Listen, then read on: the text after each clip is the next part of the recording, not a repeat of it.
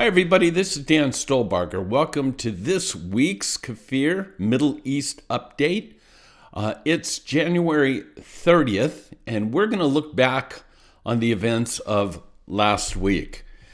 We usually start off with our news bites, and just a reminder, grab the PDF PowerPoint. It should be just the link on your YouTube page there, or go to our website at holygroundexplorations.com.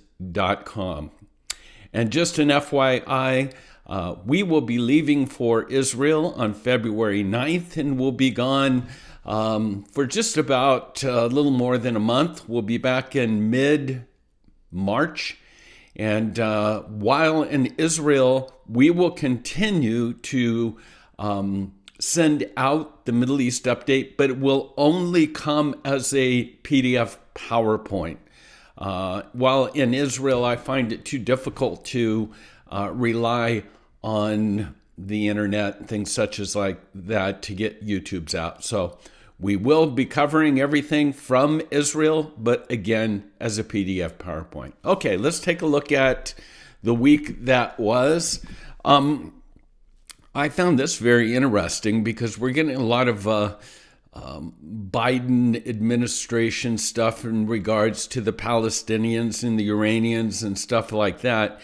I found this note that the U.S., this is U.S. Democrats, basically making the statement that Congress would consider or would back the Saudis' weapons request if they normalize with Israel. That's major because, as we know, that's one of the top two things that Bibi has said, I've come back to do this, to get the Saudis and the Abrahamic Accords and to deal with Iran. And we'll talk about Iran here in a moment. Excited to go back to Israel I understand that their Rabbinical Tunnels Tour has some new additions. Really looking forward to it. If you've been there, you know all of the digging that's going on underneath the Kotel, and if they continue, if excavations continue to uncover more treasures under the Western Wall, the network of tunnels there one day may connect to the city of David. Wouldn't that be amazing? Netanyahu's new government are taking steps to increase, actually a massive increase in the population of Jewish communities in Samaria over the coming years. This no doubt will be an issue that will be contested, settlements, etc. And finally, last week was International Holocaust Remembrance. And again, never forget. We can never forget. And we must remember.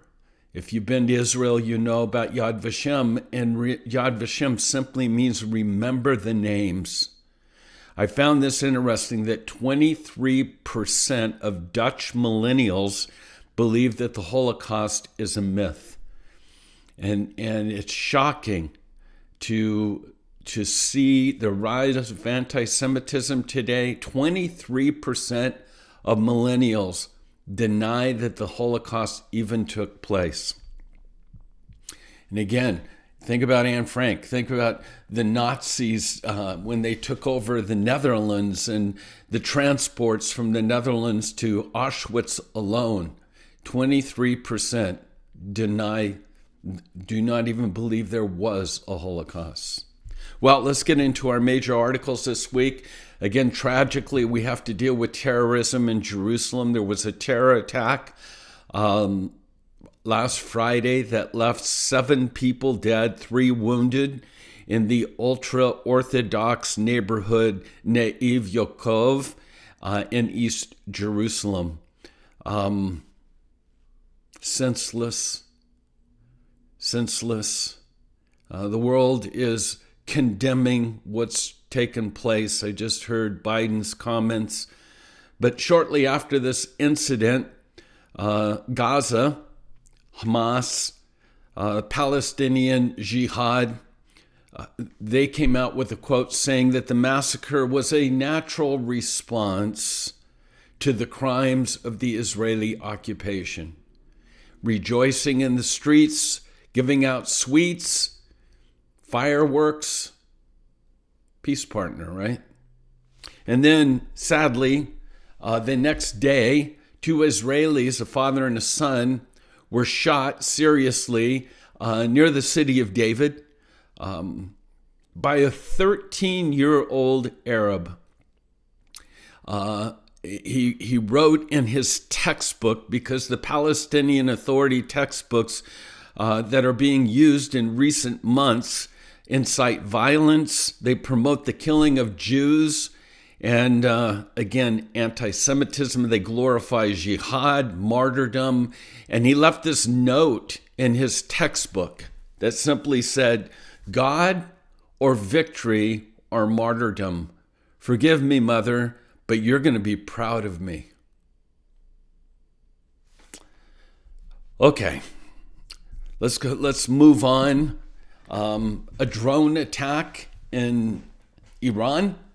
A loud explosion struck a military industry factory near the central Iranian city of Isfahan. Just took place overnight, a couple nights ago. And Tehran has said that the drone strike was, again, according to Iran, according to the foreign press, Israel, Mossad, was behind this drone attack. Of course, Israel has not, in a sense, acknowledged their involvement whatsoever, but it's not hard to fathom that this is the work of Mossad.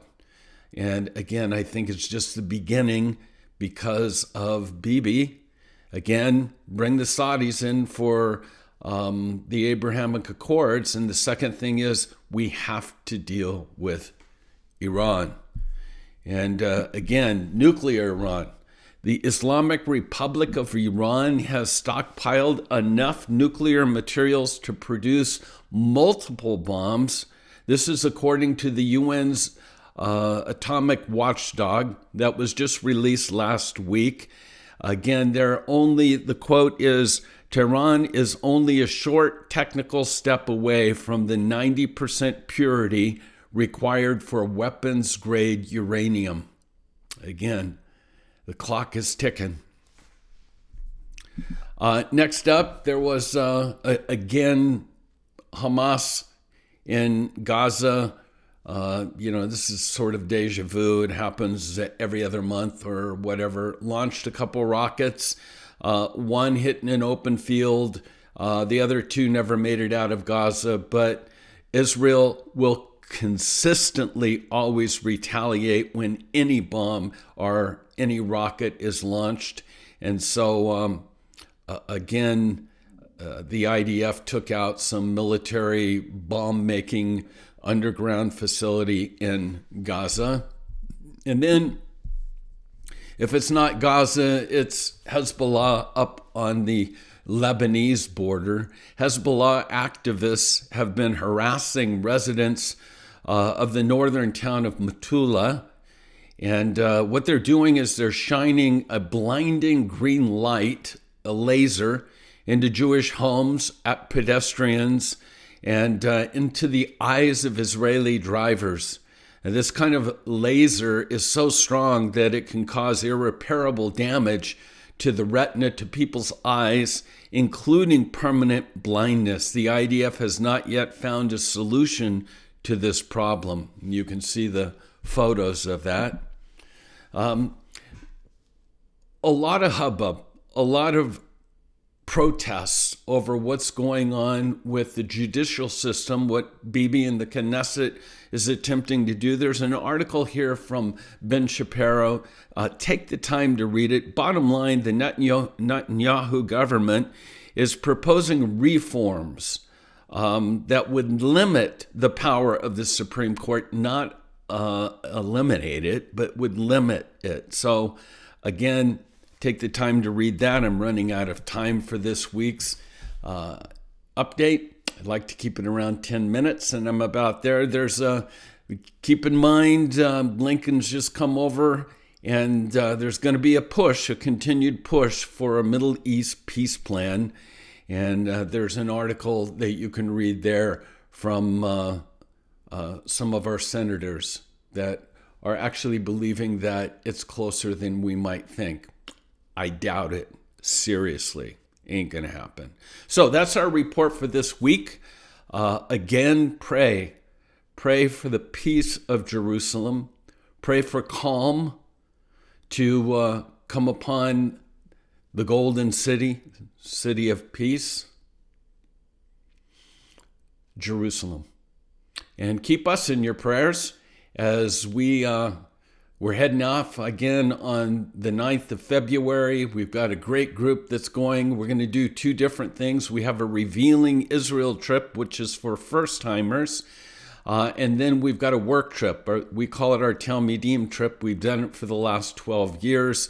Some work projects for Holocaust survivors, and then a messianic ministry up in the Galilee that we're going to be just lending a hand.